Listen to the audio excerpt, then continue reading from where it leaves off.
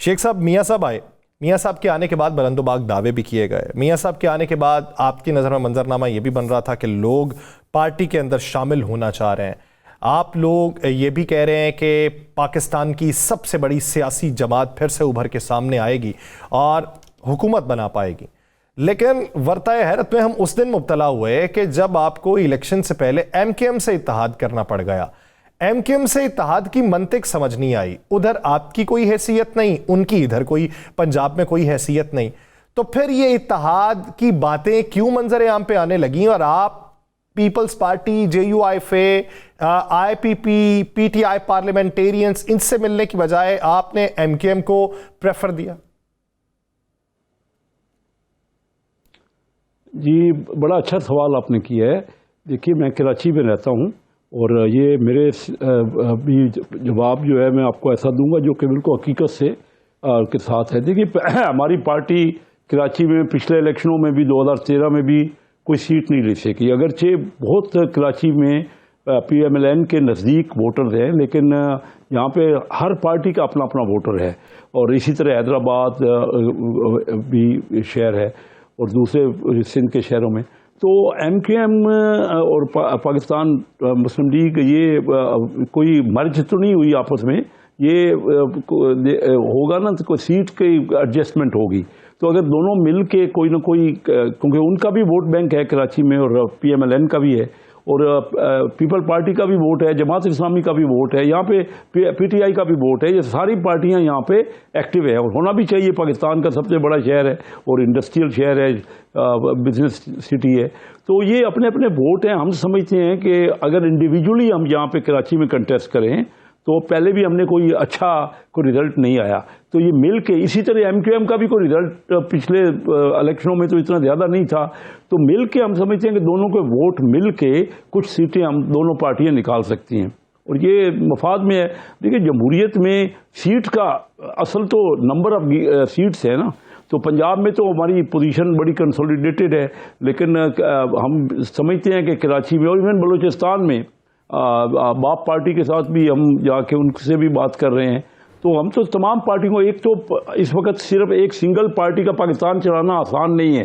जो आने वाला पाकिस्तान है ना, उसमें आपको तकरीबन सब लोगों को, मैं समझता हूँ कि इलेक्शन के बाद पीपल पार्टी से भी हमारा कोई ना कोई 13 पार्टियां इकट्ठी थी ना, मिलकर ही हमारी हुकूमत थी पिछले। मेरे पास इत्तला ये है कि आप 13 पार्टियां भी इकट्ठी हैं, इलेक्शन के बाद आप 13 की 13 पार्टियां इकट्ठी ही होंगी। मेरी इत्तला गलत है या सही है? नहीं, मेरे पास इत्तला तो नहीं है, लेकिन मैं ये समझता हूँ कि देखिए, ज़्यादा से ज़्यादा पार्टियों का अलायंस पाकिस्तान के तो कौमी हुकूमत की तरह हमारी अगली हुकूमतें होंगी। कोई एक सिंगल पार्टी जो है ना वो तमाम इलाकों में पॉपुलर नहीं है। मसलन पीपल पार्टी का ज़्यादा जोर सिंध के दही इलाकों में है और पंजाब में उसकी पोजीशन सिर्फ चंद हल्कों में होगी, साउथ पंजाब में, अदरवाइज पंजाब में उनकी कोई पोजीशन नहीं है। इसी तरह पाकिस्तान मुस्लिम लीग की भी बलूचिस्तान में कोई सीट नहीं निकल रही थी, तो बलूचिस्तान में भी मिल के हम कोई ना कोई सीटें वहाँ, क्योंकि अलायंस होगा, सारी पार्टियां मिलकर। आप सही कह रहे हैं कि 13 पार्टियां या ज़्यादा से ज़्यादा पार्टियां, एक कौमी यकजहती वाली बात है जो पाकिस्तान की, यानी हम कह सकते हैं कि कौमी हुकूमत बनने जा रही है, कौमी हुकूमत बनने जा रही है ना, इस किस्म की बात, इस किस्म की तमाम पार्टियों को तकरीबन साथ। मियाँ साहब ने तो आते ही कहा ना कि मैं तमाम पार्टियों से बातचीत करना चाह रहा हूँ और उनको साथ लेके हम चलेंगे। तो ये तो अब देखिए ना, कोई इलेक्शन में आप 100% प्रेडिक्ट नहीं कर सकते। अलायंस होगा, बातचीत होगी, जिसका कोई ना कोई जो मैनिफेस्टो है। लेकिन शेख साहब पहले आप ये देखिए कि पाकिस्तान की बड़ी पार्टीज कौन सी आप ये समझते हैं? पहले तो सिंपल आप जवाब दें, मैं पार्टी नहीं कोई रखता। पाकिस्तान मुस्लिम लीग नून का मुकाबला किस जमात से होगा? देखिए, पाकिस्तान मुस्लिम लीग का मुकाबला पंजाब में तो होगा, अगर PTI से था पहले, पिछला इलेक्शन PTI से बहुत ज़्यादा मुकाबला रहा। अदरवाइज तो काफ लीग जो है वो भी उतनी नहीं, अभी नई पार्टी तहरीके इस्तेकाम बनी है। अब वो क्योंकि ज़्यादा PTI के लोग उधर चले गए हैं, इलेक्टेबल है ना, लोग काफ़ी इलेक्टेबल है, तो पंजाब में वो सीटें ज़रूर उनके दिल पे हाथ रख के शेख साहब बताएं, PTI क्या ये दौर इलेक्टेबल्स की सियासत का है या नहीं? देखिए, अगर आप जमहूरियत की बात करते हैं तो जो लोग चाह रहे हैं, जिसको अभी भी हम कई इलाकों में उन लोगों से उनका इन्फ्लुएंस है। हमारे अपना इलाके में, मैं आपको अपना चिन्योट का इलाके में ले जाता हूँ। हमारे यहाँ मुझे आना पड़ा कराची से, मैं कराची में ही रहता हूँ, अभी भी रहता हूँ, और मैं हमारे यहाँ कभी 150 साल से उनके मुकाबले में कोई नहीं आया था। ये अभी भी जो हमारे इलाके शुरू हो जाते हैं साउथ पंजाब के नज़दीक हैं, जंग का ज़िला और चिन्योट का ज़िला और बाकी सारे, पिछले इलेक्शन में 8 ज़िलों से मेरे मुंसलिक जो ज़िले थे ना, खुशाब था, भक्खर है, हाफजाबाद, चंजोट, मियांवाली, इन तमाम ज़िलों से, जंग, इन तमाम ज़िलों से सिर्फ वाहिद मुस्लिम लीग की हमारी एक सीट निकली है। बाकी सीटें पीटीआई ने ली थी देहाती इलाकों में, क्योंकि इलेक्टेबल ज़्यादातर उधर चले गए थे। हमारे इस रीजन में इलेक्टेबल की अभी भी बहुत अहमियत है। वो ये अलग बात है कि वो आज के दौर में क्या होना चाहिए, लेकिन आप उनको इसको जो हकीकत को नहीं हटा सकते। हकीकत है ये। चलिए शेख साहब, आपकी हकीकत मान ली, आपकी अकेली सीट निकली इन 7-8 इजला में। अब कौन से आपने दूध के कुएं या दूध की नहरें ऐसी निकाल दी कि आपकी सीटें ज़्यादा निकल आएंगी? नहीं, इस बार भी कोई, ये देखिए ना, पार्टियों की और भी सीटें निकलेंगी। हम भी पिछली बार हमें इलेक्शन में बहुत मुश्किलात हुई, हमें हिस्सा ही हमारे क्यों 8वें ज़िलों में से एक सीट निकली कि बाकियों को इलेक्शन लड़ने ही नहीं दिया गया। मुस्लिम लीग किसी को टिकट ही नहीं दिए। मेरे अपने हल्के में भी मेरे पास नीचे एमपीए नहीं था, बगैर एमपीए के मैंने लड़ा। और साथ वाले चिन्योट के हल्के में हमारे पास कैंडिडेट नहीं था, कैंडिडेट उन्होंने खड़े नहीं होने दिए। और मुझे अपने बेटे को, जो भी कभी चिन्योट आया ही नहीं था, उसको वहाँ पे इलेक्शन लड़ाना पड़ा ज़िला चिन्योट की दूसरी सीट पे, हालांकि वो इलेक्शन नहीं जीत सका।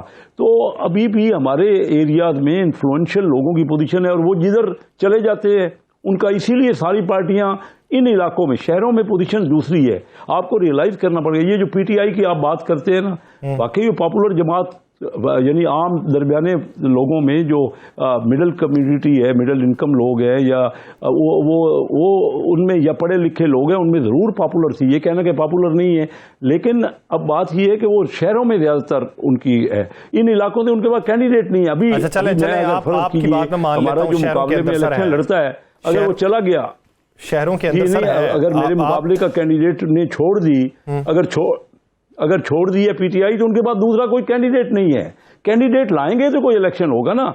कैंडिडेट भी 5 साल मेहनत करता है, लोगों की गमी खुशी में अटेंड करता है, उनके काम करवाता है, तो अपना कैंडिडेट का एक इन्फ्लुएंस होता है। सिर्फ पार्टियां कुछ नहीं कर सकती।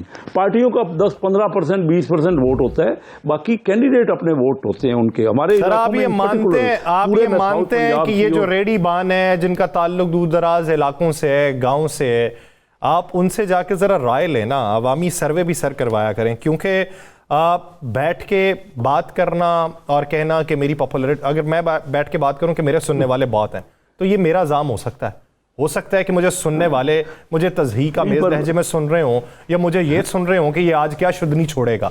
मैं तो यकीन से नहीं कह सकता कि वो किस इरादे से सुन रहे हैं।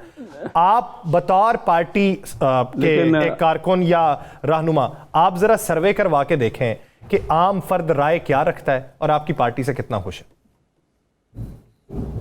देखिए, मैं आपको बताऊं, मेरे से ज़्यादा सर्वे कौन करेगा जो 31 साल से, ये अभी 7वां एमएनए का इलेक्शन लड़ने जा रहा है, जिनको अगर टिकट नहीं मिला, जिसको अगर टिकट नहीं मिला 1997 में, तो उस वक़्त खान साहब 8 जगह से खड़े हुए थे, 8 की 8 जगह से हार गए, और हमारे वोट, मुझे मुस्लिम लीग तमाम सीटें पंजाब से जीत गई। तो मुझे अगर टिकट नहीं दिया तो मेरे वोट पीएमएलएन और पीपल पार्टी दोनों कैंडिडेटों के टोटल से ज़्यादा थे, और मेरे पास उस वक्त भी एमपीए नहीं था। सर्वे करते हैं, लोगों में जाते हैं। देखिए, बात उनके पास कैंडिडेट होना भी, दोनों चीज़ें हैं। एक पॉपुलैरिटी है पार्टियों को, मैंने पहले आपसे जिक्र किया कि पार्टी के वोट 15% किसी हल्के में, 10% किसी हल्के में 20%, ये होते हैं। बाकी कैंडिडेट पर डिपेंड करता है।